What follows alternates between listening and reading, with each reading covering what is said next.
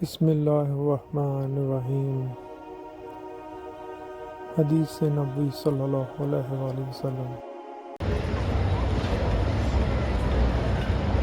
عبداللہ بن جریح نے عبداللہ بن عمر سے کہا، اے ابو عبد الرحمن، میں نے تمہیں 4 ایسے کام کرتے ہوئے دیکھا ہے جنہیں تمہارے ساتھیوں کو کرتے ہوئے نہیں دیکھا۔ وہ کہنے لگے، اے ابن جریح وہ کیا ہیں؟ ابن جریح نے کہا کہ میں نے طواف کے وقت آپ کو دیکھا کہ 2 یمانی رکنوں کے سوا کسی اور رکن کو آپ نہیں چھوتے ہو۔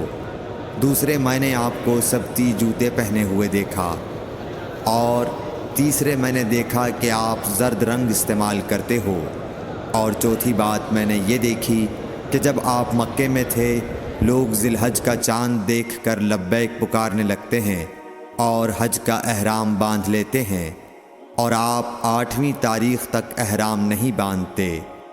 حضرت عبداللہ بن عمر رضی اللہ تعالی عنہ نے جواب دیا کہ دوسرے ارکان کو تو میں یوں نہیں چھوتا کہ میں نے رسول اللہ صلی اللہ علیہ وسلم کو یمانی رکنوں کے علاوہ کسی اور رکن کو چھوتے ہوئے نہیں دیکھا، اور رہے سبتی جوتے تو میں نے رسول اللہ صلی اللہ علیہ وسلم کو ایسے جوتے پہنے ہوئے دیکھا کہ جن کے چمڑے پر بال نہیں تھے، اور آپ انہی کو پہنے پہنے وضو فرمایا کرتے تھے، تو میں بھی انہی کو پہننا پسند کرتا ہوں۔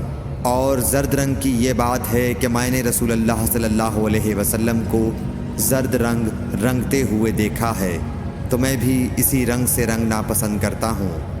اور احرام باندھنے کا معاملہ یہ ہے کہ میں نے رسول اللہ صلی اللہ علیہ وسلم کو اس وقت تک احرام باندھتے ہوئے نہیں دیکھا جب تک آپ کی اونٹنی آپ کو لے کر نہ چل پڑتی۔ صحیح بخاری حدیث نمبر 166۔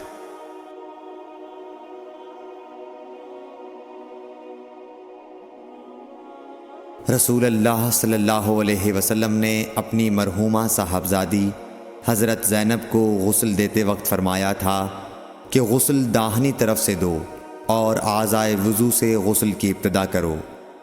صحیح بخاری حدیث نمبر 167۔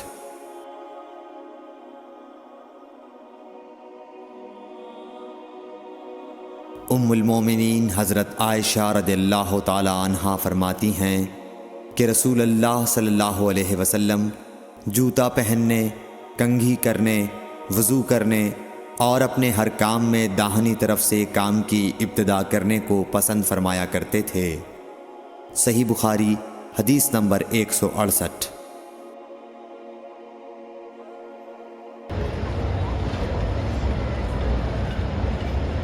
انس بن مالک رضی اللہ تعالی عنہ فرماتے ہیں کہ میں نے رسول اللہ صلی اللہ علیہ وسلم کو دیکھا کہ نماز عصر کا وقت آ گیا، لوگوں نے پانی تلاش کیا، جب انہیں پانی نہ ملا تو رسول اللہ صلی اللہ علیہ وسلم کے پاس ایک برتن میں وضو کے لیے پانی لایا گیا۔ رسول اللہ صلی اللہ علیہ وسلم نے اس میں اپنا ہاتھ ڈال دیا اور لوگوں کو حکم دیا کہ اسی برتن سے وضو کریں۔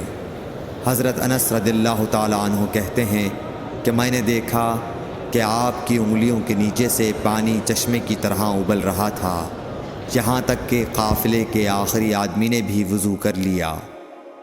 صحیح بخاری حدیث نمبر 169۔